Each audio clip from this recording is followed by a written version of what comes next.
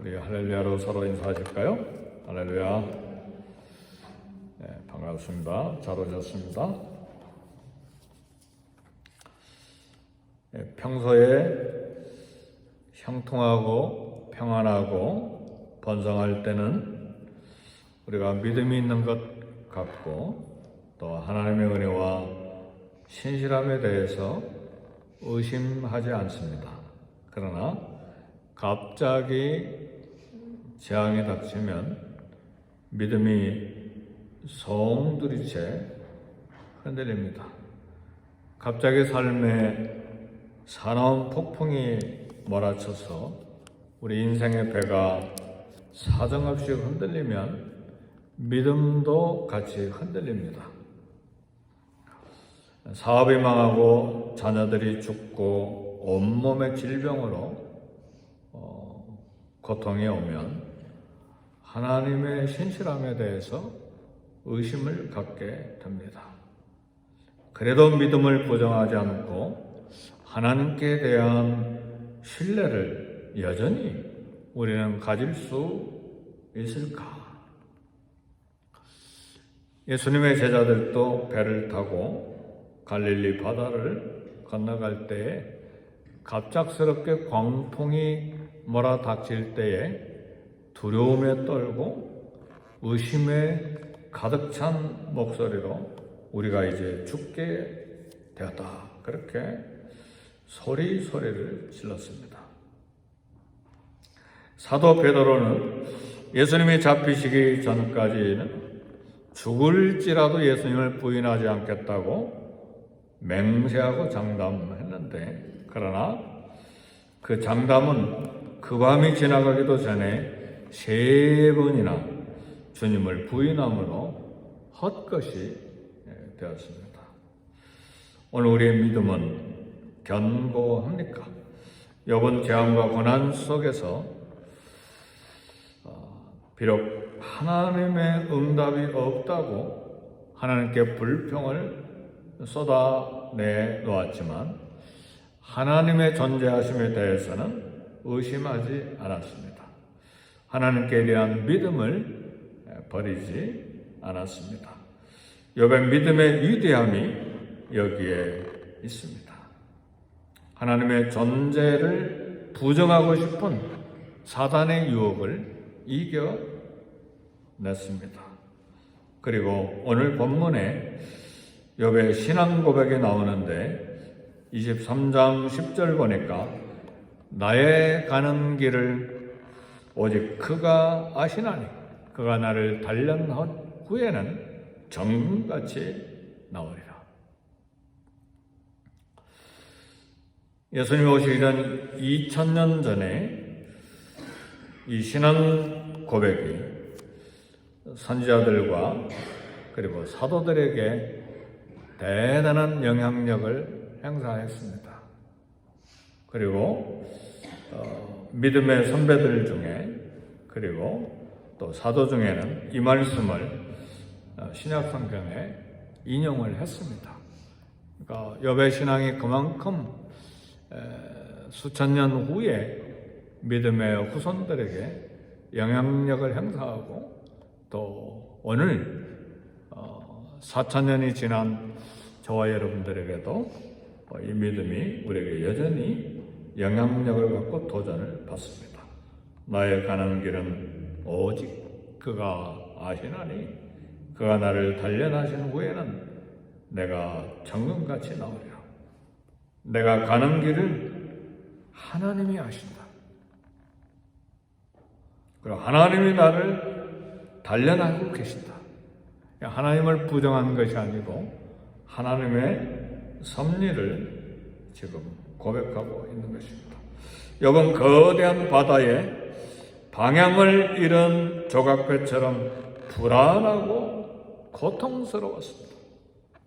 인생의 바다 속에서 자기를 이끌고 있는 분이 하나님인 것을 그 고통 속에서 확실하게 고백을 했습니다.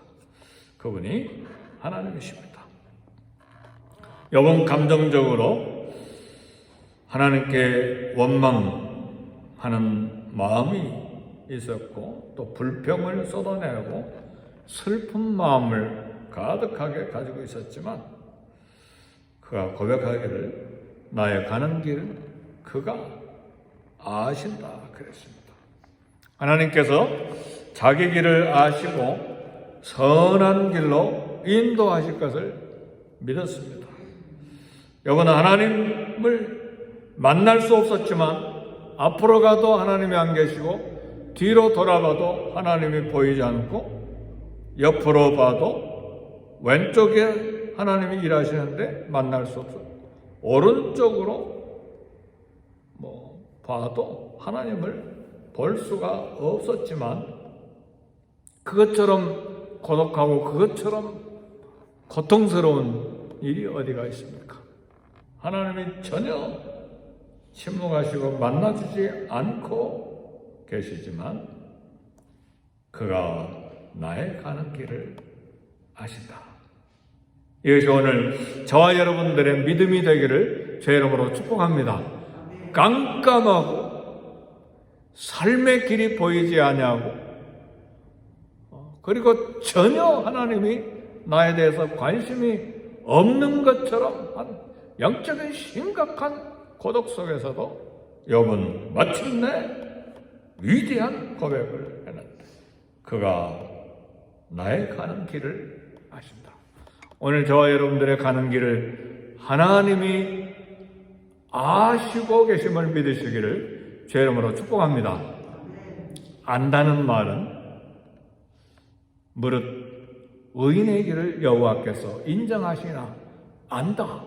안다는 말은 인정하신다는 말이고 히브리어의 야다라는 말은 알 뿐만 아니라 인도하시고 보호하시고 책임지신다는 말씀이에요. 알기만 하면 무슨 소용이 있습니까? 그 야다라는 말 속에 인도, 보호, 책임, 인정까지 포함하는 말이에요. 야다. 잊어버리지 마세요. 여호와께서 우리를 야다하신다. 신약성경의 기노스코라고 하는 말과도 같은 의미를 포함합니다. 욥은 하나님을 만날 수 없었지만 하나님께서 가장 좋은 길로 인도하실 것을 믿었어요. 어느 상황에서 이걸 믿었느냐? 삶이 폭풍 가운데 있었을 때 망망한 바다에 광풍이 일어났는데 조그만 조각배가 사정없이 흔들리는 인생의 그런 조각배 상황 속에서 하나님께서 나의 가는 길을 아시나니 위대한 믿음. 그러므로 다윗에게도 영향력을 이 말씀이 강력하게 영향력을 행사하고 베드로에게도 강력하게 이 말씀이 영향력을 행사해서 이 말씀을 인용합니다. 대단한 믿음의 영향력인데 사랑하는 성도 여러분, 위대한 믿음은 평안할 때 나오지 않습니다. 위대한 믿음은 삶의 고통 속에서 나오는 것이고 그 신앙 고백이 나와 우리 가정과 다음 세대에 영향력을 행사하는 것입니다.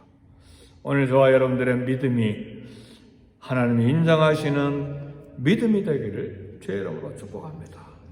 오늘 우리의 신앙 고백이 영향력이 있습니다. 그래서 그는 고백하기를 그가 나를 단련하신 후에는 내가 정금같이 나오리라.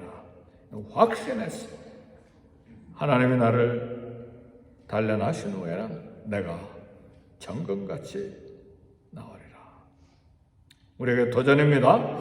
모든 어려운 환경에서 하나님께서 나의 길을 아시고 선한 길로 인도하신다는 신뢰, 그 속에서 나온 고백입니다. 깊은 수렁의 고난, 쓰라린 실패, 고통스러운 중상모략, 힘겨운 투병, 이것이 온 몸과 삶과 정신을 뒤집어 완전히 사로잡고 있는 이 욥의 입에서 그래도 그 중에 더 큰 고통은 부르짖어도 침묵하시는 하나님, 이 속에서도 욥은 고백합니다. 그가 나를 단련하신 후에는 내가 정금같이 나오리라. 이런 때에도 이런 상황을 주신 하나님의 섭리를 믿고 하나님의 가장 좋은 길로 인도하신다는 신앙 고백입니다. 하나님이 나의 길을 아신다. 내 생각을 아시고 나의 소원을 아시고 내 형편을 아시고 나 삶의 모든 과정을 아시는 하나님. 그 하나님이 반드시 선하심과 인자하심으로 나를 인도하신다. 그래서 다윗도 시편 23편에 주의 선하심과 인자하심이 정녕 나를 따르니 고백하고 수많은 시편에서 주의 여호와께 감사하라 그는 선하시며 인자하심이로다. 그의 선하심과 인자하심은 영원함이로다. 누구를 보고 무엇 때문에 이런 고백을 할 수 있었을까요? 2000년 전에 그들보다 수천 년 전에 살았던 욥의 고백을 보고 그들도 그 신앙을 본받은 것입니다. 하나님은 악한 길로 인도하지 않으십니다. 정상적인 아버지는 자녀를 절대로 악한 길로 인도하지 않습니다. 예수님 우리가 기도할 때 하나님을 아버지라고 부르라고 했어요. 하늘에 계신 우리 아버지요, 이렇게 기도해라. 아버지다. 하물며 하나님께서 아버지 되신 아버지께서 나를 악한 길로 인도하지 않으십니다. 상황이 어려워도 삶의 시련이 혹독해도 아무도 나에게 관심을 갖지 않는 그런 상황 속에서도 하나님은 나를 선한 길로 인도하신다. 하나님께서 때로 혹독한 시련을 주신 것은 강한 믿음의 사람, 정금 같은 신앙인으로 키우려고 하는 하나님의 선하시고 인자하신 목적이 있습니다. 금덩어리는 뜨거운 불을 통과할 때 순금이 됩니다. 따라서 용광로는 멸망의 목적이 아니고 삶의 용광로는 순금이 목적입니다. 그래서 믿음의 시련, 불로 연단해도 없어질 금보다 귀하여 그리스도의 날에 칭찬과 영광과 존귀를 얻게 하려 함이라. 사도 베드로가 고백한 말씀입니다. 그리스도께서 오실 때 즐겁고 기쁘게 하려고. 말씀을 마칩니다. 하나님이 내가 가는 길을 아십니다. 기도하겠습니다. 기도하실 때에 우리 이영과 개인과 선데이 스쿨을 위해 기도하시고 부족한 담임 목사를 위해서 기도하시고 또 우리 가정과 자녀들과 일터를 위해서 기도하시고 전쟁 중에 있는 전쟁터를 위해서 기도하시고 선교사님들을 위해서 기도하십시다.